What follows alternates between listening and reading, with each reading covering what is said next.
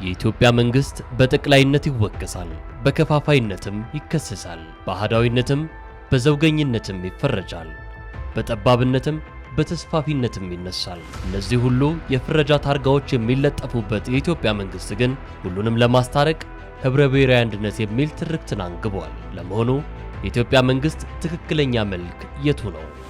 የአገር ጉዳይ በዚህ ዝግጅቱ ይህንን የዓመታት አወዛጋቢ አጀንዳ ይፈትሻል።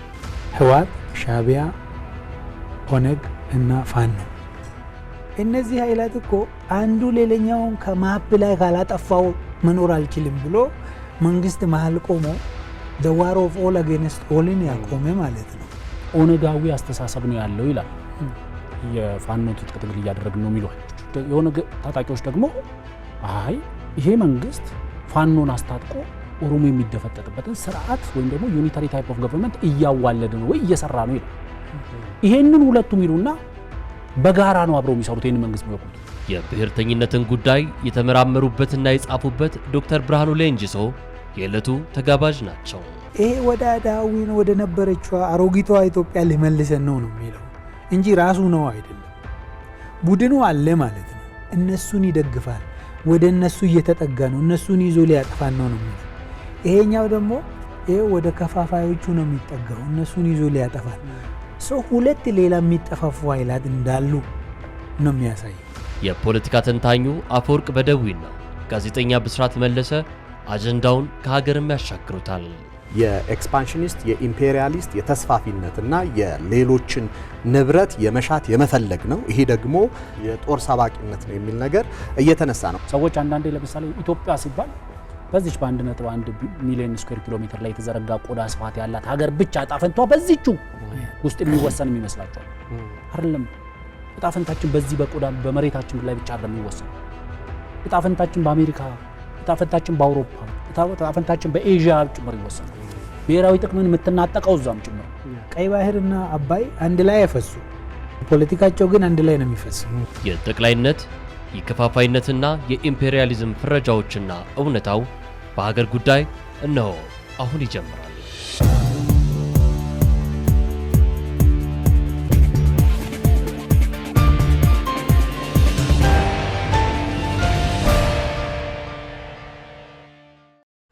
እንግዲህ ከሰሞኑ እየሰማናቸው ያሉ ጉዳዮች አሉ። በተለይም የመንግስትን አቋም ባህሪ በመተንተን ጉዳይ ላይ ማለት ነው። ከዚህ ቀደም እንደምታስታውሱት መንግስት እንደመጣ አህዳዊ ወይም ደግሞ ኒዮ ነፍጠኛ የሚል ቅጽል ተሰጥቶት ነበረ። አህዳዊ መንግስት ነው በኢትዮጵያ የመጣ የሚል ነው። ትንሽ ቆየና ደግሞ ይሄ መንግስት ከፋፋይ ነው፣ ልክ ከኢህአዴግ ውርስ ነው፣ ኢህአዴግ ፓርት 2 እየተባለ ሁላ ሲጠራ ነበረ። አሁን ደግሞ የባህር በሩ ጉዳይ መነሳቱን ተከትሎ ደግሞ እየመጣ ያለው ነገር መንግስት ኢምፔሪያሊስት ነው፣ ኤክስፓንሽኒስት ነው፣ ተስፋፊ ነው የሚል ነገር እየተንጸባረቀ ነውና የአሁኑ መንግስት የቱጋ ነው የሚያርፈው? ወይስ ከዚህ ውጪ ወይም ከዚህ ብያኔ ውጪ ነው ወይ? የኢትዮጵያን ፖለቲካል ካራክተራይዜሽን ስናይ እንግዲህ ከዚህ በፊት የነበረው ስርዓት አህዳዊ ነው ተብሎ ነው የሚፈረጀው። ከዛ ደግሞ ቀጥሎ የመጣው ኢህአዴግ ደግሞ በነዛ ከፋፋይ ነው ተብሎ ይፈረጃል ማለት ነው። ሁለቱም ቡድን አለ። አሁን የዚህኛው አንግል ያኛውን አህዳዊ ይለዋል፣ ያ ደግሞ ይሄን ከፋፋይ ይለዋል። አዲሱን መንግስት ሁለቱም ከተለያየ አንግል ያዩታሉ ማለት ነው። አትሊስት ምንድነው የሚያሳየኝ ይሄ መንግስት ከነበሩት የተለየ ሆነዋል ማለት ነው ቢያንስ። ምክንያቱም ሁለቱም አሉ አክቲቭሊ ይፈርጁታል። ከዛ በዘለለ ደግሞ የኢትዮጵያን ፖለቲካል ባህል ካየ ነው ፖለቲካል ካልቸር ይሄኛው ጫፍ ወይም ያኛው ጫፍ ብቻ ነው መሆን የሚቻለው። ሶስተኛ፣ አራተኛ፣ መሀል ምናምን የሚባል አይፈቀድም። መሀል ሰፋሪ አትሁን የምትባለው ጥግ ውጣ ነው። ጥግ ምንድን ነው? በፖለቲካ እይታ ጽንፍ ማለት ነው። አሁን ያለው መንግስት በሁለቱም ተመቷል። አይዳን አይደለ?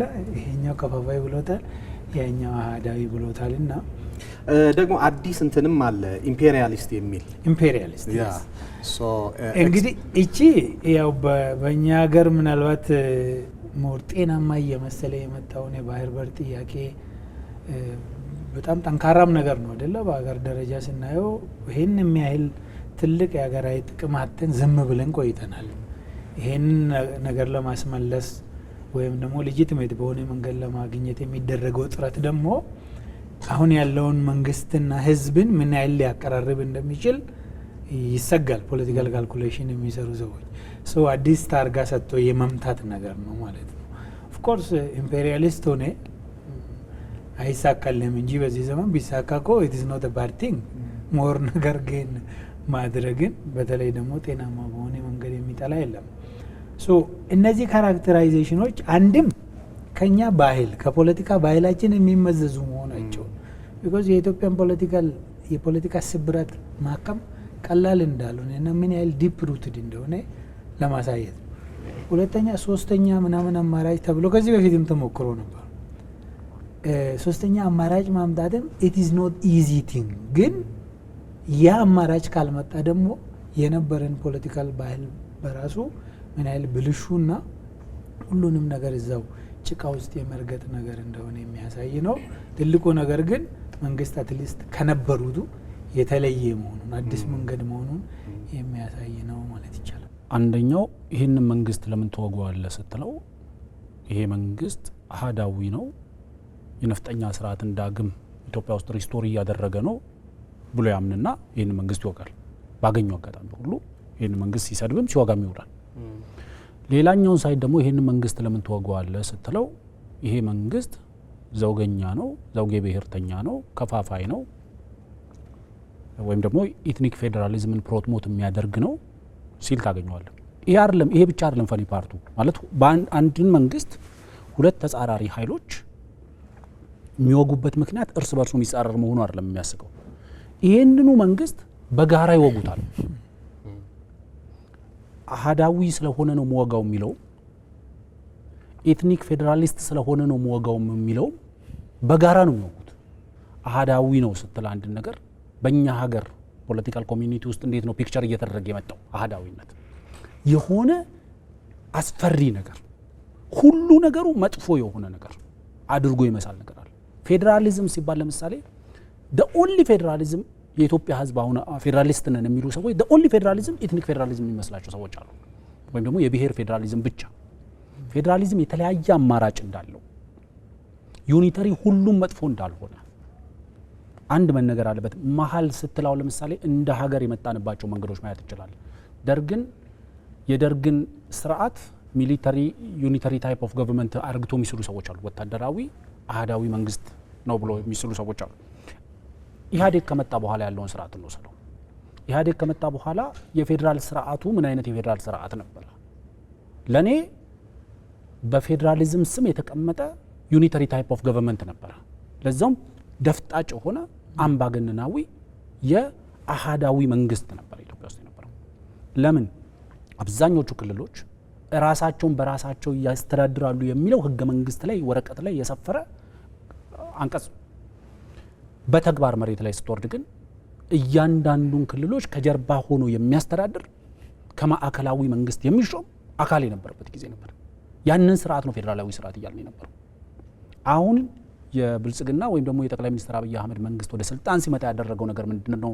ብዙዎቹ ለምሳሌ ይሄ ከህወሓት የባሰ የብሔር ፖለቲካን ኢትዮጵያ ውስጥ አነገሰ የሚሉበት አንደኛው ምክንያት ለየክልሎቹ ህገ መንግስቱ ላይ የተሰጣቸውን በነጻነት ክልላቸውን የማስተዳደር ስልጣን ሰጥቷቸዋል። ከማዕከላዊ መንግስት ይሾምላቸው የነበረውን ሹም አንስቶላቸዋል። ስለዚህ ለእኔ እስከሚገባኝ ድረስ በኢምፔሪያሊዝም የሚታቹንም እንደው ቢሳካለት፣ ማንም ሀገር ኢምፔሪያሊስት ሀገር ቢሆን አይጠላም። ቢሳካለት ቢሆንለት መስፋፋትን የሚጠላ፣ ምክንያቱም ያለን ህዝብ ቁጥር እያደገ ነው አይደል? ያለን የቆዳ ስፋት ከ1.1 ሚሊዮን ስኩዌር ኪሎ ሜትር ማስፋት አይችልም። በቃ አለ ውስን። ስለዚህ እንደው ተፈቅዶ ከኬንያም ከሱዳንም ከሶማሌም ከተወሰኑ ሀገሮች ጋር በስምምነትም ቢሆን እያደግን ህዝባችንን የሚመጥን ሀገር ብንፈጥር ማንም ይሄን የሚጠላ ሰው የለም። ግን ለምንድን ነው ኢትዮጵያ ውስጥ የሚደረጉ ማንኛውም እንቅስቃሴዎችን በኢምፔሪያሊስትነት ለመፈረጅ የሚሞከረው? ለኔ አንደኛው በአንዳንድ መድረኮች ላይ ለምሳሌ መደመርን እንደ ኢምፔሪያሊዝም ወይም ደግሞ መደመር ሲባል የመሬትን ከየአካባቢው እየቃረምክ ወደ ኢትዮጵያ ግዛት ውስጥ የማካተት አድርጎ የሚያስቡ ሰዎች አሉ። ለኔ መሬቶችን ወደ ኢትዮጵያ ከማሰባሰብ ይልቅ ኢትዮጵያ ውስጥ የተበተኑ አስተሳሰቦች ከዚህ በፊትም ስናነሳው የነበረ አለ። አንድ ነገር ለምሳሌ ኢትዮጵያ ደሃ ሀገር ነው ስንል ሪሶርሱ የተበተነበት ሀገር ነው እያለ ሪሶርሱ ቱ ኢንሲግኒፊካንት ሌቭል ተበትኗል፣ ወይም ደግሞ ለውጥ ማምጣት ውጤት ማምጣት በማይችልበት ሌቭል ተበትኗል። ያንን የተበተነ ሪሶርስ በማሰባሰብ ያለ በቂ ምክንያት ነው የተበተነው። ስለዚህ ያንን ሪሶርስ በማሰባሰብ ውጤትና ለውጥ ማምጣት በሚችልበት ደረጃ ላይ ማምጣት ነው ለኔ መደመር ማለት። ግን በተለያየ ለምሳሌ በምዕራባውያን ሚዲያ የመደመር ጽንሰ ሀሳብን ሲያቀርቡት መደመርን ወደ ኢምፔሪያሊዝም ሀገርን ከማስፋፋት ጋር አያይዞ ለማቅረብ የሞከሩበት መንገድ አለ። ስለዚህ ለኔ አሁን ያለውን መንግስት በኒዮ ነፍጠኛ ወይም ደግሞ በነፍጠኛ በአህዳዊ ስርዓት አድርጎ መፈረጅም ተገቢ አይደለም። ይሄ መንግስት ካለፉት የኢትዮጵያ መንግስታት የተለየ አማካይ ቦታ ላይ ለመምጣቱ ማሳያ ነው ብዬ ነው ማለት ነው። እዚህ ሳይድ ከሆን ሌላውን መመልከት የለብህም የሚል ከፍተኛ የሆነ ፊደላዊነትና ለርዮት ጠበቃነት አለ። እንደውም ሌላውን ሳይድ ከተመለከትከው በበራዥነቱ ላትከሰሳለህ፣ እየበረዘ ነው ምናምን ተብሎ በራዥ የሚባል ሌላ ካታጎራይዜሽን ይሰጣል። ሶ ከብሔራዊ ጥቅም አንጻር እንየው። ሀገራት ትልቁ ሊመራቸውና ጋይድ ሊያደርጋቸው የሚገባ ነገር የብሔራዊ ጥቅም ጉዳይ ነው ተብሎ በስፋት ይነሳል። ከኢትዮጵያ ብሔራዊ ጥቅም አንጻር መንግስት እያራመዳቸው ያሉ ለምሳሌ የባህር በርም ጉዳይ ሊሆን ይችላል፣ ህብረ ብሔራዊ አንድነቱን የመጠበቅ ሊሆን ይችላል፣ ሀገራዊ አንድነቱም እንደዚሁም ደግሞ ለብሔሮችና ለሃይማኖት የተሰጡ መብቶች አሉ። ከዚህ አንጻር እስቲ ይመዝነው የአንድ ነገር ዜጋ በአንድ ላይ የሚይዝ ነገር ማለት ነው ብሔራዊ ጥቅም። ኢትዮጵያ ውስጥ አንፎርቹኔትሊ አጀንዳ ያልነበረ ጉዳይ ነው። ብሔራዊ ጥቅማችን ይሄ ነው፣ እዚህ ላይ ትኩረት አድርገን እንስራ ስንል ያንኑ ነው። ይሄ የአህዳዊ ምልከታ ነው፣ ይሄ የከፋፋይ ምልከታ ነው የሚባለው። አንዱ አካል ይሄንን መንግስት በጠመንጃ እታገለዋለሁ ብሎ ሲነሳ ይሄ አህዳዊ ነው በቀጥታ አይለውም፣ አህዳዊ ይደግፋል ነው የሚለው። ይሄ ወደ አህዳዊ ነው ወደ ነበረችው አሮጊቷ ኢትዮጵያ ሊመልሰን ነው የሚለው እንጂ ራሱ ነው አይደለም። ቡድኑ አለ ማለት ነው፣ እነሱን ይደግፋል፣ ወደ እነሱ እየተጠጋ ነው፣ እነሱን ይዞ ሊያጠፋን ነው የሚለው። ይሄኛው ደግሞ ይሄ ወደ ከፋፋዮቹ ነው የሚጠጋው፣ እነሱን ይዞ ሊያጠፋን። ሰው ሁለት ሌላ የሚጠፋፉ ኃይላት እንዳሉ ነው የሚያሳየው። መንግስት የሚወጋው ወይም መሀል ላይ መንግስት ሁለት ጥይት የሚመታው ምንድን ነው? ይሄኛው ወደዛ ይጠጋል፣ ይሄኛው ወደዚህ ይጠጋል በሚል ነው ለኔ። ከዛ በኋላ ደግሞ ሁለቱ አብሮ ሆኖ ደግሞ መንግስትን እንውጋ የሚሉበትም አማራጮች አሉ። this is very funny። ለምን መሰላቸው? እዚህ ሀገር ውስጥ እየተደረገ ያለው ጦርነት አለ፣ አይዲዮሎጂካል ጦርነት። ፌዴራሊስት ነኝ የሚለው አህዳዊነትን ከምድረ ገጽ ካላጠፋው እኔ ፌዴራሊስት አልሆነም። አህዳዊ ነኝ የሚለውን ደግሞ ፌዴራሊስቱን ከምድረ ገጽ ካላጠፋው አህዳዊ አልሆነም የሚል አይነት ምልከታ። ይሄ ነጠላ ትርክት ተብሎ ባለፉት 2-3 ዓመታት በደንብ እዚህ ሀገር ውስጥ ዲስኮርስ የነበረ ጉዳይ ነው። አሁን እንግዲህ መንግስት በእነዚህ ነጠላ ትርክት በሚያራምዱ ኃይላት ነው ማለት ነው ሲፈረጅ የኖረው አይደለ? ይወጉታሉ በቀጥታ ቢኮዝ ወደዛ ተጠግተ እንዳታስወጋኝ በሚል። ሁለቱም ደግሞ ተባብሮ ሊወጉት ይፈልጋሉ። ህወሓት፣ ሻዕቢያ፣ ኦነግ እና ፋኖ። እነዚህ ኃይላት እኮ አንዱ ሌላኛውን ከማፕ ላይ ካላጠፋው መኖር አልችልም ብሎ መንግስት መሀል ቆሞ the war of all against allን ያቆመ ማለት ነው። አሁን እንግዲህ መንግስት ዋና ጠላት የሆነበት ምክንያት ለኔ ምንድነው? እንዳንጠፋፋ ከለከለን ነው። ሻዕቢያ እኔ ህወሓትን ካላጠፋው ወይም እንዳላጠፋ አረገኝ ነው። ይሄ ነው ኦፊሻሊ ነው የሚነሳው። ግን ደግሞ ህወሓትና ሻዕቢያ ደግሞ አገንስት መንግስት ኮንስፓየር ሲያደርጉት አለ። ኦኬ ሌታስ ሴይ ኮንስፓየር አድርጎ መንግስትን አሸነፉ እንበል። ከዛ በኋላ ምን ሊሆኑ ሊጠፋፉ እኮ ነው። እንደዛ ነው እኮ የነበረው ግጭት ይቀጥላል እንደማለት ይቀጥላል። ሶ ይሄንን አካባቢ የሆነ አካል ማጥፋት ይፈልጋል። ይሄ ግልጽ ነው። ይሄ እጅ ይታያል አይታይም ሌላ ጉዳይ ሆኖ ግን ከኋላ ሆኖ እነዚህን የሚያስተባብር ኃይል እንዳለ ግልጽ ነው። አራቱንም አንድ ቦታ ሰብስቦ አናግሯቸዋል። ከዛ ደግሞ ለብቻቸውም እየሰበሰበ ሉክ መንግስት እኮ ወደዚህ ይጠጋል ተጠንቀቅ ይለዋል። ከመንግስት ጋርም ሰላም እንዳይሆኑ እርስ በራሳቸውም እንኳን ሰላም እንዳይሆኑ ዋይ ያ አካል የብሔራዊ ጥቅም ጉዳይ አለው። እዚህ ላይ ብሔራዊ ጥቅሙ እዚህ ብቻ የሆነ ሀገር አለ። ኢትዮጵያ እኮ ልውሰድ አይደለም ህጋዊ ባልሆነ መንገድ የተወሰደብኝ ጥቅም ነው ያለችው። እዚህ ኢምፔሪያሊስት ሉዝ እያደረገች ሲጀመር ኮንሰፕት ኢትዮጵያ ኢዝ ብሮደር ዛን ዚስ በጣም ብዙ ነበር እኮ እስከ ህንድ ድረስ እኮ የሚያስኬድ ነው እኮ እንደዛ ተከትለ የሚያካሄድ ኢምፔሪያሊስት መሆን ከፈለክ እኮ እዚህ አካባቢ ላይ መሆን ይቻላል። ፍሬሚንግ ከየት ነው የሚመጣው የሚለውን ነገር እንድታዩ ፈልጌ ዝም ብሎ እዚህ የተፈጠረ አይደለም። ከሆነ ቦታ ነው ፊድ የሚደረጉት። እነዚህ የሚፈርጁት ፍረጃውን የተቀበሉት ከሌላ ቦታ ስለሆነ በትክክልም ላይ ይረዱት ይችላሉ።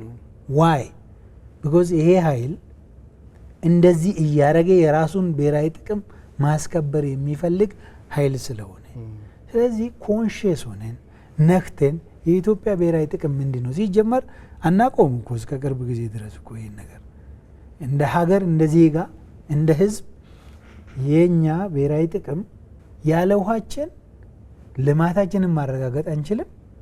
ከጎረቤቶቻችን ጋርም የሚኖረንን ጤናማ ግንኙነትና የሚገባንን ቦታ ልናገኝ አንችልም። ስለዚህ እሱን ሰው እየነቃበት እየተረዳ ሲሄድ ይሄ ተላላክም አንዳንዱ በራሱ እየተማረ ሌላኛው ደግሞ በህዝብ ጉልበት እጁ እየተቆረጠ የሚሄድበት ሁኔታ ይፈጠራል። መንግስት ሪዮቱን ሲያዋቀር ከዚህም ከዚያም ወስዶ የተበረዘ ወይም ደግሞ ቀያጭነት ኮክቴል የሆነ የራሱ አይደንቲቲ የሌለውን የሚል ነገር ያቀርባሉ። በመንግስት በኩል ደግሞ የሚቀርበው እኔ ማን ነኝ ለሚለው መልስ በህብረ ብሔራዊ አንድነት የተገነባች ኢትዮጵያን ለማጽናት የምታገል ከዛ በተጨማሪ ደግሞ የኢትዮጵያን ብሔራዊ ጥቅሞች አስልቼ ለነሱ የምተጋነኝ የሚል ነገር ያቀርባል። የአንተ እይታ የቱ ጋ ነው? ሻዕቢያ በትግራይ ጦርነት ጊዜ ከፌዴራል መንግስቱ ጋር አጋጨኝ የሚለው አሁን በህወሓት ላይ የጀመርኩትን የቤት ስራ አልጨረስኩም፣ ሳልጨርስ አደናቀፈብኝ ነው። ዴን የፌዴራል መንግስቱ ጋር በተቃራኒ የቆምኩት ህወሓት ላይ መስራት ያለብኝን ስራ እንዳልሰራ አደናቅፎኛል፣ በትግራይ ህዝብ ላይ መስራት ያለብኝን ስራ እንዳልሰራ አደናቅፎኛል ይልና ከማጋ ሆኖ ነው የፌዴራል መንግስቱን የሚወጋ ውስጥ ነው እንዳላጠፋው አደናቀፈኝ ከሚለው ህወሓት ጋር ይሄንን መንግስት ኦነጋዊ አስተሳሰብ ነው ያለው ይላል። ለምሳሌ የፋኖ ትጥቅ ትግል እያደረግን ነው የሚሉ ኃይሎች የኦነግ ታጣቂዎች ደግሞ አይ ይሄ መንግስት ፋኖን አስታጥቆ የኦሮሞ የሚጨቆንበት ኦሮሞ የሚደፈጠጥበትን ስርዓት ወይም ደግሞ ዩኒታሪ ታይፕ ኦፍ ገቨርንመንት እያዋለደ ነው ወይ እየሰራ ነው ይላል። ይሄንን ሁለቱም ይሉና በጋራ ነው አብረው የሚሰሩት ይሄን መንግስት የሚወቁት። ለዛ ነው እኔ ብዙ ጊዜ ጸባችን እናሳድር ነው እነዚህ ሰዎች እያደረጉ ያሉት። ጸብ ማሳደር ስራ ጸባችን እናሳድርና ገላጋያችንን መጀመሪያ እንትን በልና እናስወግድና ከዛ ጸባችንን ያለማንም ከልካይ ያለማንም ገላጋይ የጸብ አምሮታችን እንወጣለን። በአገሪቷ ውስጥ በተለያዩ አካባቢዎች ለሚካሄዱ ግጭቶች አሉ። እነዛ ግጭቶችን ለማቆም የምንወስዳቸው እርምጃዎች አት ዘ ኤንድ ኦፍ ዘ ዴይ መንግስትን ኮላፕስ በማድረግ ቢጠናቀቅ እንኳን በመቶዎች የሚቆጠሩ ጦርነቶች ይፈጠራሉ። በሻዕቢያና በህወሓት መካከል፣ በኦነግና በፋኖ መካከል፣ በሌሎቹም እንደዚህ እርስ በርስ ግጭት። ምክንያቱም አላማቸው ትኩረት ያደረጉት አሁን መንግስት እናስወግድ፣ የትኛው መንግስት ገላጋያችንን። አንዳንዴ የመንግስትነት አላማው ምን እንደሆነ አለመረዳት እዚህ ያቀር ላይ በተለይ የፌዴራል መንግስት ስትሆን የብሔራዊ ጥቅም ማለት ምንድን ነው? አሜሪካኖች መካከለኛው ምስራቅ ድረስ መጥተው ሀገር እስከ ማፍረስ ድረስ እርምጃ ሲወስዱ የአሜሪካንን ህዝብና የአሜሪካ የምትባለውን ሀገር ብሔራዊ ጥቅሟን ለማስጠበቅ ነው ይላል። ማንም ይህንን ሲያወግዝ አታይም። ሙአመር ጋዳፊን ከስልጣን እናወርዳለን ብለው ሊቢያን ሲያፈርሱ አውሮፓውያን ለብሔራዊ ጥቅማቸው። የኢትዮጵያ መንግስት ትልቁ የቤት ስራው በሀገር ውስጥ ብቻ ሳይሆን በዓለም አቀፍ መድረክ ላይ የኢትዮጵያን እንደ ሀገር የኢትዮጵያውያንን እንደ ህዝብ ጥቅማቸውን ማስጠበቅ። የኢትዮጵያ መንግስት ሰላማዊ የባህር በር ይገባኛል ጥያቄ ሲያነሳ፣ በወንዞቼ የመጠቀም ሉዓላዊ መብት አለኝ የሚል ጥያቄ ሲያነሳ በኢምፔሪያሊስትነት፣ በተስፋፊነት፣ በዋርሞንገርነት ለመውቀስ ትሞክራል። አሁን ያለው መንግስት የባህር በርን በተመለከተ የኢትዮጵያ ሀገራዊ ሀብቶችን በተለይ ወንዞቿን በተመለከተ የያዘው አቋም በፈለከው ስም ልጠራው ትችላለህ። ለኢትዮጵያውያን ግን የህልውና ጉዳይ ነው። የባህር በር ጥያቄ የመኖር ጥያቄ። አሁን የተጋረጡ አዳዲስ እውነቶች አሉ፣ መሬት ላይ በቀጠናው ላይ የተጋረጡ እውነቶች አሉ። እንደ ሀገር ሉዓላዊነታችን አደጋ ላይ ወድቋል። እነ ሁቲ የታጠቋቸው መሳሪያዎች እና አልሸባብ የታጠቋቸው መሳሪያዎች፣ በቀጠናው ላይ የሚንቀሳቀሱ ነን ስቴት አክተሮች የታጠቋቸው መሳሪያዎች የኢትዮጵያ ሉዓላዊነት የኢትዮጵያ የግዛት አንድነት ላይ አደጋ ጋርጧል። ይሄን አደጋ ኒውትራላይዝ ለማድረግ የግድ ወደ ባህሩ መውጣት ያስፈልጋል። የባህር በርን የመጠየቅ ጉዳይ የኤክስፓንሽኒስት የኢምፔሪያሊስት የተስፋፊነትና የሌሎችን ንብረት የመሻት የመፈለግ ነው። ይሄ ደግሞ የጦር ወይም ደግሞ የዋር ሞንገር የጦር ሰባቂነት ነው የሚል ነገር እየተነሳ ነው። እነዚህ ነገሮች መነገራቸው ምናልባትም ነገ ተነገ ወዲያ ደግሞ ትርክት የሆኑና መሬት የሚይዙበትን እውነታ ሊያዋልዱ ይችላሉ። በኢትዮጵያ በኩል አሁን እየተነሳ ያለው ጉዳይ እኛ ይሄንን ጉዳይ የኛ የነበረ ወይም የመቤዠት ወይም የሪደምሽን ጉዳይ ነው። ምክንያቱም ባህሩ በኢትዮጵያ እጅ የነበረ ወይም ደግሞ የኢትዮጵያ የታሪክ የኢትኒሲቲ ተብሎ የተዘረዘሩ ጉዳዮች አሉ። ያንን ወደዚህ የመመለስ ጉዳይ ነው ተብሎ በስፋት ይነሳል።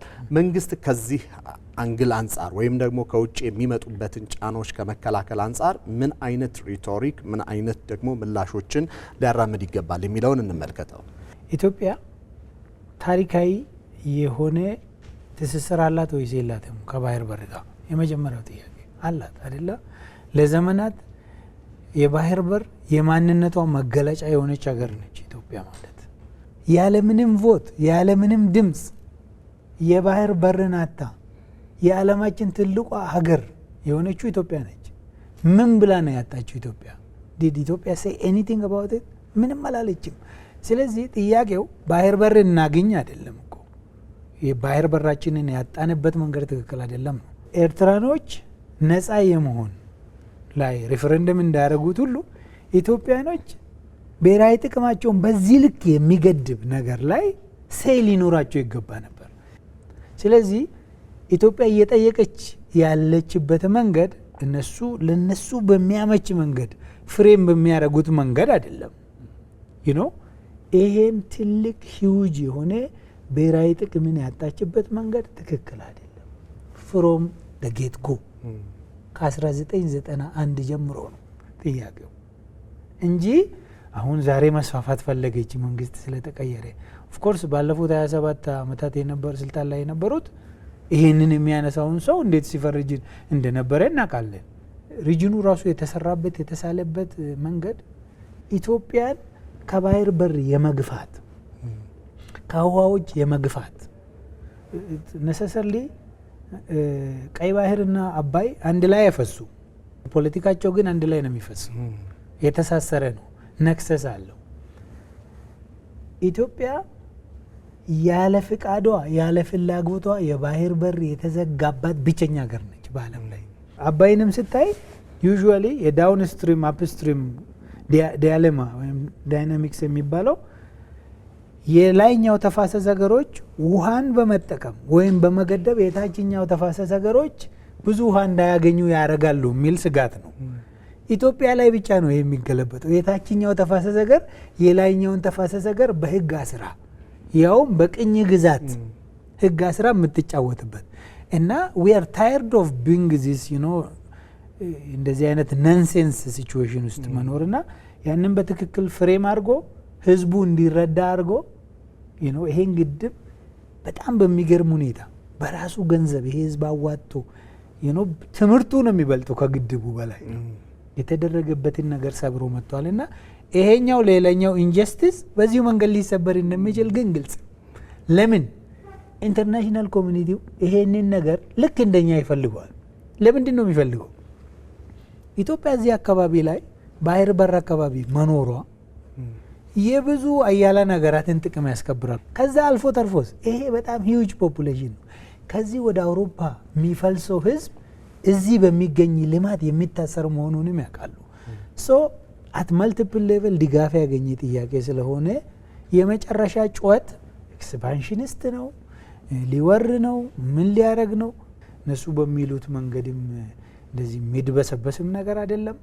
ኢትዮጵያኖች የኢትዮጵያ ሕዝብ ዜጎች ይሄ የእያንዳንዳችን ጥያቄ መሆኑን እስኪረዱ ድረስ ግን መስራት ያስፈልጋል። ሪሊ አሁን የዚህ የህብረ ብሔራዊ አንድነት የዩኒቲ የኢንቴግሪቲ ግንባታው አንዱ መገለጫ የዚህ የባህር በር የመሰሉ ጥያቄዎችን ለሀገር አንድነት ለቀጣይ የብሔር ግንባታ ወይም ኔሽን ቢልዲንግ ትልቅ አስተዋጽኦ ሊኖራቸው የሚችሉ ነገሮች መካተታቸው ነው። ይህን እይታ እንዴት ትመለከተዋለህ አንተ?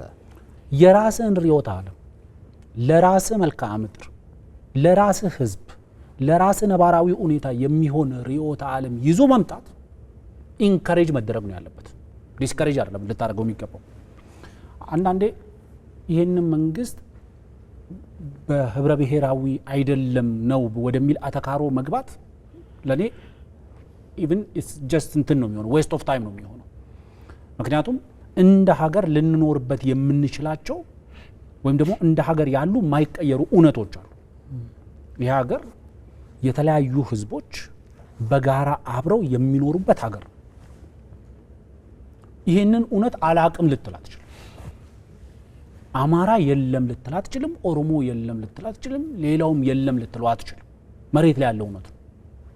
ስለዚህ ይህንን እውነት በመከባበርና በመተባበር ወይም ደግሞ መከባበርና መተባበርን መሰረት ያደረገ ወንድማማችነት በመፍጠር ነው ልታስተዳድረው የምትችለው። ከዚህ ውጭ አማራጭ የለም። ግን አንዳንዴ የግድ በቃ ይሄ አሁን ለምሳሌ የኦሮሚያ ብሔራዊ ክልላዊ መንግስት ሲባል የኦሮሞን ህዝብ ጥቅም ብቻ ሰርቭ ለማድረግ የተቋቋመ አድርጎ ይመሳል። የአማራ ብሔራዊ ክልላዊ መንግስት ሲባል የአማራ ክልል ህዝብን ብቻ ጥቅምና መብት ለማስጠበቅ ተብሎ የተቋቋመ አድርጎ ለመሳል የሚደረግ ጥረት አለ which is completely wrong። ስለዚህ ለኔ አሁን ያለው አስተዳደር በመከባበር ላይ በመተባበር ላይ መሰረት ያደረገ ወንድማማችነትን የሚከተል ህብረ ብሔራዊ አስተዳደር እንደ አስተዳደር ተወሰነ። ወደ ውጪስ እንዴት ይመለከታል ዓለምን? ከዚህ በፊት የነበራት የኢትዮጵያ ውጪ ጉዳይ ፖሊሲ ምን ይመስል ነበር? የውጭ ጉዳይ ፖሊሲያችን እኮ የተሰጠንን የሚቀበል በቃ ዓለም ወስዶ ወዘተረፈ ውስጥ ነው የምትገባው። አሁን ምን አይነት ጥረት መሰለ ወዘተረፈ ውስጥ ላለመግባት ነው እየጣርን ያለ። መጠየቅ ጀመርና የሚገባን መጠየቅ ሰዎች ወስደው የተረፈውን በቃ እናንተ ይሄን ውሰዱ ከመባል ገልብጠህ መጠየቅ፣ የሚገባህን መጠየቅ፣ በሚገባ ቦታ ላይ መገኘት። ባህር በር የሚገባንን ነው የጠየቅነው። የራሳችንን ወንዞች በዓለም አቀፍ ድንበር ተሻጋሪ ወንዞች ህግ መሰረት ልጠቀም ነው ጥያቄ። አሰብ ላይ የሚኖሩ አፋሮች ጉዳይ ለኢትዮጵያ ኢትስ አን ኢንተርናል ኢሹ። የነዚህን ዜጎች ጥቅም ማስጠበቅ፣ የነዚህ ዜጎች ህልውና ላይ አደጋ ሲጋረጥ አደጋውን የመቀልበስ ግዴታ የኢትዮጵያ መንግስት አለበት። እኛ የአፋርን የአሰብን ጉዳይ የምናይበት መንገድ እንደ ውስጥ ጉዳያችን መሆን አለበት። የኢትዮጵያ መንግስት የመጀመሪያ ስራው መሆን ያለበት አሰብን ኮንቴስትድ ላንድ ማድረግ ያስፈልጋል። ማንም ሰው መጥቶ እዚህ አካባቢ ላይ ኢንቨስትመንት ቢሰራ የኢትዮጵያ መንግስት እውቅና እንደማይሰጥ ማሳወቅ አለበት። ሁለት፣ እዛ ላይ የሚኖሩ አፋሮችን ጉዳይ የውስጥ ጉዳይ ነው። ኢትዮጵያ ውስጥ ካሉ አፋሮች ለይቻ ላየው። ምክንያቱም ከነሱ በሪፈረንደሙም ጊዜ ዩኤንኤችሲአር እንትን ላይ ያለ ዳታቤዝ ላይ ሄዶ ማየት ይቻላል። አጌንስት ነው ቮት ያደረጉት። ለምሳሌ የራስን እድል በራስ የመወሰን መብት አላቸው ከተባለ አጌንስት ቮት ያደረጉት እዚሁ መቅረት ነበረባቸው። አፋሮች አጌንስት ቮት አድርጓል። ስለዚህ አሰብ እዚህ መቅረት ነበረበት። ኩናማዎች አጌንስት ቮት አድርጓል፣ እዚህ መቅረት ነበረባቸው።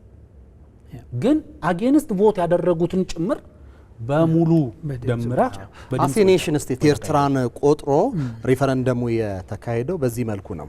አሁን ካለው ነባራዊ ሁኔታ አንጻር የኃይል አሰላለፍ እንደዚሁም ደግሞ በፖለቲካል ላንድስኬፑ ላይ ካላቸው አስተዋጽኦና ተዋጽኦ አንጻር መንግስት ለነዚህ ብሔርተኝነቶች እየሰጠው ያለው አስተዳደራዊ ምላሽ ሊሆን ይችላል። በአጠቃላይ መንግስት ምላሽን እንዴት ትቃኘዋለህ? እንዴት አየኸው? አመሰግናለሁ። ይሄ አርዕስት ሲነሳ እንግዲህ አወዛጋቢ ሆኖ ይመጣል። ሁሌ ለእኔም ራሱ ይህን ሁሉ አመት ከሰራሁበት በኋላ ሁሌም ያው ኢትስ አ ቬሪ ታፍ ኮንሰፕት አይደለም። ይሄ ብዝሃነቱን የብሔር የባህል ልዩነቶችን ሞር የሚያቀነቅነው ብሔርተኝነት አለ። ከዛ በተቃራኒ ደግሞ የቆመ አይ ኢትዮጵያ የምትባለው ሀገር የአንድ ብሔር ቤዝ አላት። እነዚህ ሌሎቹ ብሔርተኝነቶች የሚያቀነቅኑት ከብሔር በታች የሆነ ወይም ሰብናሽናል የሆነ ናሽናሊዝም ነው የሚል አይነት ዱዋሊዝም ጋር የሚሄድ አይነት ብሔርተኝነት አለ። በሌላ መንገድ ደግሞ ኢትዮጵያ ውስጥ አሁን ካለው የፌዴራል ስትራክቸር የህብረ ብሔራዊነት ጋር ደግሞ የሚገናኝ ኢትዮጵያ ውስጥ በብሔር ራሳቸውን የሚገልጹ ዩኒክ የሆነ ባህል፣ ስነ ልቦና፣ የፖለቲካ አስተሳሰብ ከዛ ደግሞ የሚመነጭ ራሴን በራሴ ማስተዳደር አለብኝ የሚል ጥያቄ ያላቸው ህዝቦች አሉ። እነዚህ ህዝቦች ሌጂቲሜት ጥያቄ ነበራቸው፣ ለረጅም ጊዜ ሲያነሱ ኖረዋል። ቤዝድ ኦን ዛት ኢትዮጵያ ህብረ ብሔራዊ ሆና እንድትዋቀር ተደርጓል። አሁን ህገ መንግስቱ እንደዛ ነው የሚያምነው። ኢትዮጵያ የምትባል ሀገር ህብረ ብሔራዊ ሀገር ነች። ብዙ ብሔር ብሔረሰቦች ያሉባት ሀገር ነች። እነዚህ ብሔር ብሔረሰቦች ብዙዎቹ ጠመንጃ አንስቶ የታገሉዋሉ። ኢንክሉዲንግ ህወሓትን፣ ኦነግን ብትወስድ ቢገነጠሉ ሀገር ቢሰሩ ቪያብል የሆነ ጥቅም አያገኙም።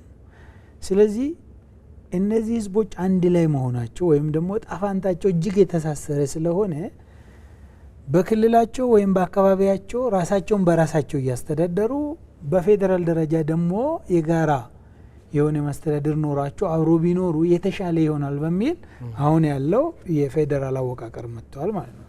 ስለዚህ ኢትዮጵያ ህብረ ብሔራዊ ነች የሚለው መንግስት የሚሰጣት የሚነሳት ሳይሆን የኢትዮጵያ ነባራዊ ሁኔታ የኢትዮጵያ ትክክለኛ መልክ ነው። ህብረ ብሔራዊ አንድነት የሚባለው ደግሞ በትክክል ኢምፕሊመንት ከተደረገ በእርግጥ ከአንድ ብሔር በላይም የጠነከረ ነገር ይሆናል። ትሩሊ ጥሩ ሀገር ይመሰረታል። ለምን ዲፍረንሱ ከተለያየ አካባቢ የሚመጣ ውበት፣ አቅም፣ ጉልበት ጠንካራ ሀገር ሊፈጥር ይችላል። ትብብሩ በእውነትም በህዝቦች ስምምነት ላይ የሚገነባ ስለሆነ ጠንካራ ነው የሚሆነው እና ኢትዮጵያ ውስጥ የተለያዩ ብሔርተኝነት አለ። የኢትዮጵያ ህብረ ብሔራዊነት ወይም ህብረ ብሔራዊ አንድነት እየጎለበተ ሲመጣ የኢትዮጵያን ህብረ ብሔራዊ አንድነት ራሱ የሚያቀነቅን ደግሞ ብሔርተኝነት አብሮ እየተገነባ ይመጣል። አሁን ትርክቱን እንውሰድ። ኢትዮጵያ ውስጥ ለመገንባት ጥረት እየተደረገ ያለው ይሄ ግራንድ ናሬቲቭ የኢትዮጵያን ህብረ ብሔራዊነት በደንብ አክኖሌጅ የሚያደርግና ያንን መሰረት ያደረገ ሀገራዊ አንድነት ወይም ደግሞ በህገ መንግስቱ እንደተቀመጠው አንድ የፖለቲካ ማህበረሰብ የመፍጠር ነገር ነው። ይሄ የሚፈጠረው የፖለቲካ ማህበረሰብ ማንነት አለው። ፖለቲካል የሆነ ሌጋል የሆነ ማንነት አለ። እዛ ማንነት ላይ የሚገነባ የኢትዮጵያ ብሔርተኝነት ሲቪክ ናሽናሊዝም የሚሉቱ እያደገ ይሄዳል ስንል በማህበረሰብ ደረጃ ያለው አሁን እኔ የኦሮሞ ማህበረሰብ ወይም የኦሮሞ ብሔርተኝነት አቀንቃኝ ብሆን እዚህ ውስጥ ራሴን አያለው ማለት ነው፣ እዚህ ህብረ ብሔራዊነት ውስጥ።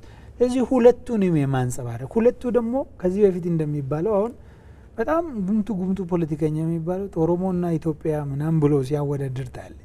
አሁን እንደዚህ የሚባል ነገር የለም። ኢትዮጵያ ማለት የሁሉም ነች።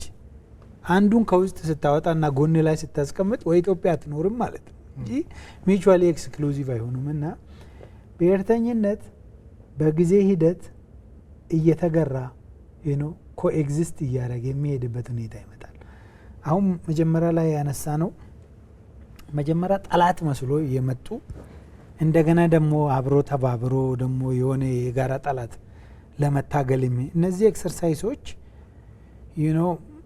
መውጋት የሚባል ነገር መቼም ጥሩ አይሆንም፣ ግን በጊዜ ሂደት ኮኤግዚስት የማድረግ ነገር ታይበታል ማለት ነው። እና በጊዜ ሂደት ሰዎች ሞር እየተረዱ የራስን ብቻ ሳይሆን አብሮ ከሀገር ውስጥ ያለው የሌላኛውን ዜጋን ፍላጎት እየተረዳ ስትሄድ ተፎካካሪነት ኔቸሩ እየቀነሰ ኮኤግዚስት የማድረግ ነገር ይመጣል። የብሔርተኝነት አደገኛ ፊውቸር አደገኛ የሚያደርገው ተፎካካሪ ሲሆን አንዱ ብሔርተኝነት የሌላ ብሔርተኝነት አንቲቴሲስ ሆኖ የሚገነባ ከሆነ የመጨረሻ ህልሙ መጠፋፋት ነው። የኔ ብሔርተኝነት የሚሰፍረው ያኛው ሲጠፋ ነው። ኢትኖሴንተሪዝም የሚባል አለ በማህበረሰብ ሳይንስም። እኔን ሲሆንና እኔን ሲመስል ብቻ ነው ራሱን ሆኖ ኤግዚስት ካረገ ለኔ ትሬት ነው የሚል አይነት እይታ ይፈጥራል። የኢትዮጵያ ትክክለኛ ገጽታ ትክክለኛ መልክ ህብረ ብሔራዊነቷ ነው። ይሄ ብሔር ብሔረሰቦች ሲከበር የኢትዮጵያ መልክ አንድ ላይ አውጥቶ ስቴዲየም ላይ እንድታይ ማድረጉ በጣም ትልቅ ነገር ነው። ዛት ኢዝ ዘ ትሩ ከለር ኦፍ ኢትዮጵያ። ብዙ ኢትዮጵያዊ የኢትዮጵያን ትሩ ከለር አያውቅም። በቃ አካባቢውን ነው የሚያውቀው። ኢትዮጵያ ማለት እሱ ብቻ ይመስለዋል። ከዛ ወጣ ያለ ነገር ሲያይ ይቆጣል፣ ይሳደባል፣ ይረግማል፣ ይኮንናል። ከዚህ ሰው ቀስ በቀስ ይወጣል። ለምን? እያየ ሲሄድ የብሔር ብሔረሰብ ቀን በየአመቱ ማየቱ ራሱ ብዙ ነገር ይቀይራልና ይሄ ተፎካካሪነቱ እየተገራ ከሄደ አይ ቲንክ ሞር ኦፍ እንትኑም መሳቢውም የነበረው የዚህ ኮምፒቲቲቭ ኔቸር ኦፍ ፌዴራሊዝም በኮኦፕሬቲቭ ወይም ደግሞ ኮኦፕሬሽን ላይ የተመሰረተ በትብብር ላይ የተመሰረተ አንዱ ለአንዱ ጠላት አይደለም፣ ነገር ግን ደግሞ በጋራ የመሆን ጉዳዮችን ማዕከል አድርጎ እንደሚነሳ በብዛት ይነገራል። የህገ መንግስቱም የህግ አውጪ የሌጂስሌተሩ ኢንቴንሽንም ከዚህ የተቀዳ እንደሆነ በርካቶች ይናገራሉ። በሂደት ግን ብዙ ችግሮችን ውጣ ወረዶችን አይተንበታል። ብሔርተኝነትና በዘረኝነት መካከል ልዩነት የሚባል ምክንያቱም ብዙ ጊዜ ሰዎች እኔ ብሔርተኝነት አልወድም ሲሉ ትሰማል። ለምንድን ነው ማትወደው ብሎ ስትጠይቀው ካራክተራይዝ አድርጎ የሚያስቀምጥልህ ነገር የዘረኝነት ካራክተራይዜሽን ይሆናል። ብዙ ጊዜ ለምሳሌ በኦሮሞነቴ ኮራለሁ፣ ኦሮሞነቴ ደስ ይለኛል፣ የኦሮሞ ባህል ደስ ይለኛል፣ የአማራነቴ ኮራለሁ፣ የአማራ ባህል ደስ ይለኛል፣ በአማርኛ ቋንቋዬ ኮራለሁ ብትል ችግር የለው። ግን በኦሮሞነቴ ኮራለሁ ከኦሮሞ ውጪ ማየት አልፈልግም ካልክ ዘረኝነት ነው። ስለዚህ ኢትዮጵያ ውስጥ የብሔር ፌዴራሊዝም አለ። ይሄ የብሔር ፌዴራሊዝም በጣም ማንኛውም ነገር ቅድም አንተም ነክተዋል፣ ማንኛውንም ነገር ከልክ በላይ ከለጠጥከው ኤክስትሪም ከወሰድከው ጎጂ ይሆናል ወይም ደግሞ ያጠፋል፣ ይበጠሳል። አዎ። ስለዚህ እሱም መጠንቀቅ ያስፈልጋል። መጠንቀቅ ሌላው የሚያስፈልገን ነገር ለምሳሌ የመኪናው ፓርት ሆኖ ከመኪናው የሚበልጥ ነገር የለም አይደል?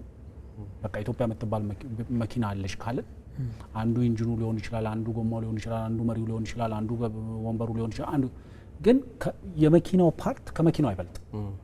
ስለዚህ በተቻለ መጠን ይሄንን አመጣጥኖ ለመሄድ መሞከር፣ አቻችሎ ለመሄድ ለመካድ አይቻልም። ኢትዮጵያ አሁን ለምሳሌ ለኔ ኦሮሞን አላቅህም፣ አማራን አላቅህም፣ ትግሬን አላቅህም የማቀው ኢትዮጵያዊ የሚባል ማህበረሰብን ብቻ ነው ብትል ይቻላል ወይ? መሬት ላይ ይሄንን ማውረድ ይቻላል ወይ ነው? ይሄ this is war against nature ነው የሚሆነው። ከተፈጥሮ ጋር ጦርነት መቅጠም ነው የሚሆነው። ስለዚህ አንድ ይሄን መጠንቀቅ የሚያስፈልግ ይመስላል። ኢትዮጵያንም አላቅም ብሎ የሚመጣ መንግስት ሪስፖርክል እንትኖች ምክንያቱም በጋራ አብረ የፈጠርከው ቤት አለ። በቃ አንዱ ሳሎን ይዞ መጥቷል፣ አንዱ ጓዳ፣ አንዱ ኪችን፣ አንዱ ናን ይዞ መጥቶ የፈሰራው ቤት አለ። በቃ ያ ቤት በሳይዝ ደረጃ ካልየነው ሁላችንም አኮሞዴት ስላደረገ ከሁላችንም ይበልጣል። ስለዚህ አንድ ይሄን ማመጣጠን ያስፈልጋል። አንድ በብሔርተኝነትና በዘረኝነት መካከል ልዩነቱን በደንብ አርግቶ ማጥራት ያስፈልጋል። አሁን የብሔራዊ ጥቅም ጉዳይ ደግሞ አንከር ሆኖ መጥቷል። ዋና አብይ አጀንዳ ሆኖ በኢትዮጵያ ላንድስኬፕ ማይደፈሩ ማይባሉ ነገሮች አሁን ወደ ፊት ለፊት መጥተዋል። ከዛ አንጻር ይሄ ጥያቄ ሲነሳ ፍርሃት መጥቷል። አሁን የማነ ገብረ መስቀል በየቀኑ ቲዩት የሚያደርጉትን ኤክስፓንሽኒስት ዋርሞንገር የሚል ነገር የተነሳ ነው። ሄድ ቱ ሄድ ላይም የተነሳው ይሄ ጥያቄ ነው። ኢትዮጵያ ውስጥ የብሔራዊ የአንድነት ህዝብ ወደ በጋራ ሲሰባሰብ ለብረው ፍርሃት የሚፈጠረው ኢትዮጵያ ውስጥ የፖለቲካ ፓርቲ ሆነ ኢትዮጵያ የባህር በር አይገባትም ከሚል መንግስት ጋር አብረ የምትሰራ ከሆነ ኢትዮጵያ በወንዞቿ መጠቀም አትችልም ከሚል መንግስት ጋር አብረ የምትሰራ ከሆነ የኢትዮጵያ መንግስት ስትሆን ምንድነው ልታረግ የምትችለው? ምክንያቱም ኢትዮጵያ ውስጥ በጫካ በዱር በገደሉ የሚዋጉ ሰዎችን ታጣቂዎችን ስታያቸው በሻቢያ መንግስት ይደገፋል፣ በካይሮ መንግስት ይደገፋል። የካይሮ መንግስት እነዚህን ታጣቂዎች የሚደግፈው ይሄ መንግስት ምን ስላደረጋቸው ነው? ካይሮ መንግስትን ምን ስላደረገው ነው ስትል ወንዜን እጠቀማለሁ ስላለ ነው፣ የባህር በር ጥያቄ ስላነሳ ነው። ስለዚህ እነዚህ ሰዎች ከጫካ ጀምሮ በእነሱ የሚደገፉ ከሆነ ቤተ መንግስት ሲገቡ ምንድን ነው የሚሆኑት? የባህር በር አይገባንም ነው የሚሉት። ሌላ ይደራጅባቸው፣ በወንዞች አንጠቀምም ነው የሚሉት። ወንዞቻችን የተፈጥሮ ሀብቶቻችንን ሳንጠቀምስ ሀገር እንሆናለን? የምግብ ሉዓላዊነታችንን እናረጋግጣለን? ከለማኝነት እንላቀቃለን? የባህር አሳ ሲሳይ የሚሆነው የበረሃ አሸዋ የሚበላው ወጣቶቻችን የሥራ ዕድል መፍጠር እንችላለን? በተፈጥሮ ሀብታችን ሳንጠቀም። ስለዚህ የትኛውም ታይፕ ኦፍ ገቨርንመንት ኢትዮጵያ ውስጥ የፈለግከው ዳር አሲዛም ባገንም አድርገው አህዳዊም አድርገው ፌዴራሊስትም አድርገው ዘረኛም አድርገው ኢቭን ዘረኝነቱን ቱ ዘ ፋሺዝም ቱ ዘ ናዚዝም ሌቭልም ለጥጠው የትኛውም መንግስት የኢትዮጵያ ቤተ መንግስት ውስጥ ከገባ በመንግስትነት ስልጣን ላይ ለመቆየት የሚያስችለው የራሱን ተፈጥሯዊ ሀብቶች የመጠቀም ነፃነት ማግኘት አለበት። ይህንን ነፃነትን ሸጠ የምትጀምረው ትግል የት ያደርሳል ነው ጥያቄ። ኢትዮጵያ በባብል ኤል መንደብና በሲዩስ ካናል ላይ በቀጣይ ልትሰየም በቅርብ ርቀት ላይ ነው ያለችው። እርምጃዎች ተጀምሯል። ይሄ መሆኑ የውስጥም ከኢትዮጵያ ብሔራዊ ጥቅም ጠላቶች ጋር ከሚሰሩ አካላትንም ወይም ደግሞ ዋና ዘዋሪዎቹንም ለምን አስደነገጠ? አንዱ ኢትዮጵያ ያላትን አቅም ከመረዳት ይመነጫል። ሁለተኛ ደግሞ እነዛ ኃይሎች የፈሩት ኃይሎች ኔቸርም ይመነጫል።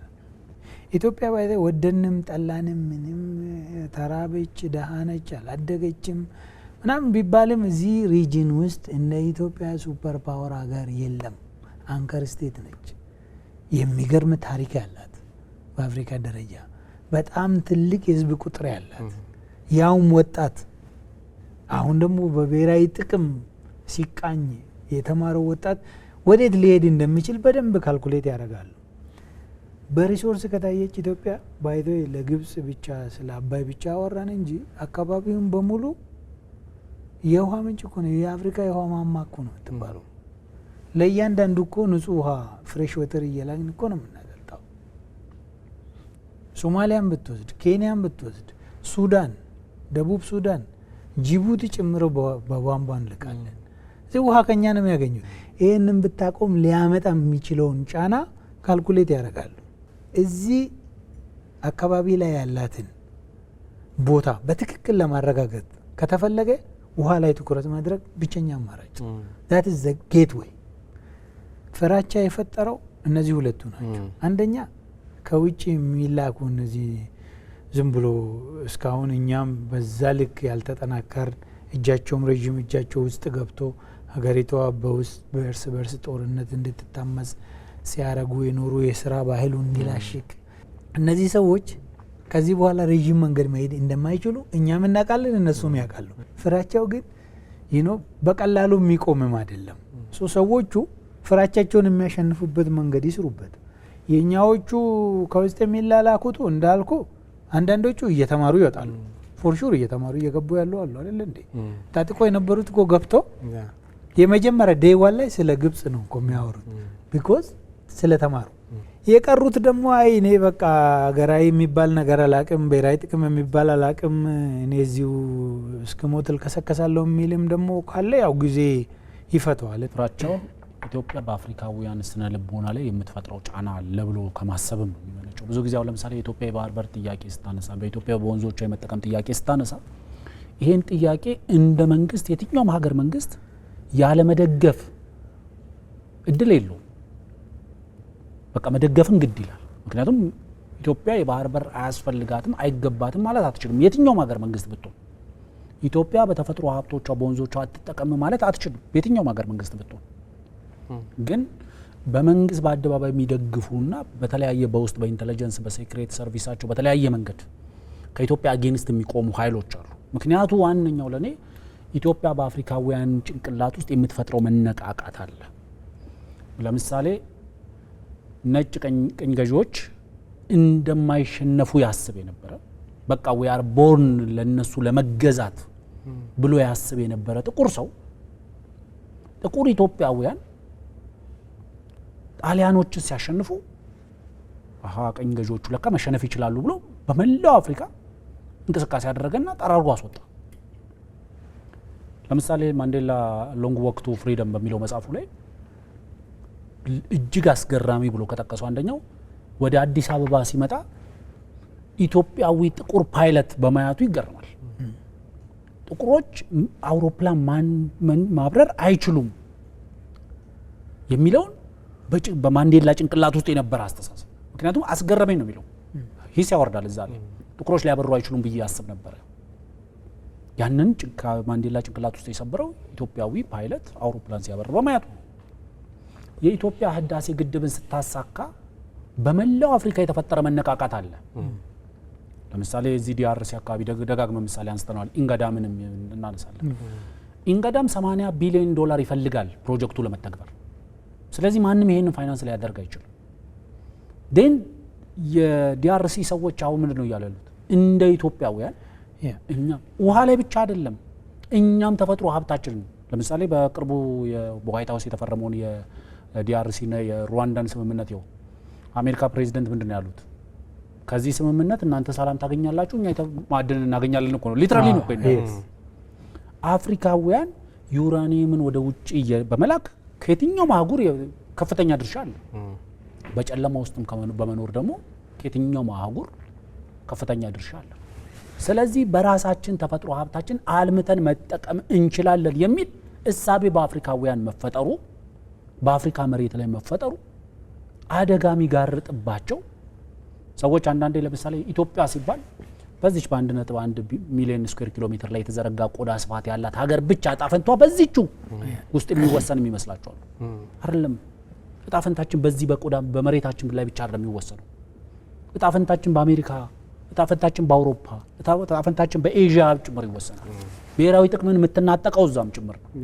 ስለዚህ አንዳንዴ ሌሎች ሀገራት ላይ የምንፈጥረው መነቃቃትን አይተው ለምሳሌ አፍሪካ ውስጥ የሚፈጠር መነቃቃት አፍሪካውያን የራሳቸውን የተፈጥሮ ሀብት ማዕድኖቻቸውን መጠቀም ወደ መጠቀም ያመራሉ ብሎ የሚያስብ የአውሮፓ መንግስት ኢትዮጵያ በተፈጥሮ ሀብቴ ልጠቀም ስትል አጌንስት ቢቆም ለነሱ ትክክል። ኢትዮጵያ የባህር በር ካገኘች ኢኮኖሚያ ይነቃቃል። ኢኮኖሚያ ከተነቃቃ ወንዞቿን ትገድባለች። ወንዞቿን ከገደበች ደግሞ አብዛኛው የሚገደበው ወንዝ ወደ አባይ የሚፈስ ነው። ስለዚህ ኢትዮጵያ ኢኮኖሚካሊ እንዳትረጋጋ ከባህሩ ልክፋት የሚል ትርክት የካይሮ መንግስት አደናቃፊዎቹስ ማለት ኢትዮጵያን ወንዟን እንዳታለማ አደናቅፋለሁ ብሎ የተቋቋመ መንግስት ደጋግመ ማደናቀፍ እንደማይችል ስታሳየው ሬሌቫንሱን ያጣሉ። ስለዚህ ዋናው መሰረታዊ ነገር አንድ አያያዛችን ነው። ጊዜ ሊወስድ ይችላል። ወንዞቻችን እንጠቀማለን። ጊዜ ሊወስድ ይችላል። ከመሬት በታች ያሉ ሀብቶቻችን እንጠቀማለን። ጊዜ ሊወስድ ይችላል። ወደ ባህር በሩ እንመለሳለን። ቀጠናዊ ግዴታችን፣ አህጉራዊ ግዴታችንን ለመወጣት የግድ ወደ ባህር በሩ መመለስ አለብን። የግድ በተፈጥሮ ሀብታችን መጠቀም አለብን። በጣም ጥሩ። እጅግ በጣም አድርጌ አመሰግናለሁ እንግዶቼ ለነበረን ጊዜ። የተወደዳችሁና የተከበራችሁ ተመልካቾቻችን የዛሬ የሀገር ጉዳይ ዝግጅታችን ይህንን ይመስል ነበረ። አብራችሁን ስለቆያችሁ እጅግ በጣም አድርገን እናመሰግናለን። በሌላ ፕሮግራም ደግሞ መልሰን እንገናኛለን። በያላችሁበት ሰናይ ጊዜ ይሆንላችሁ።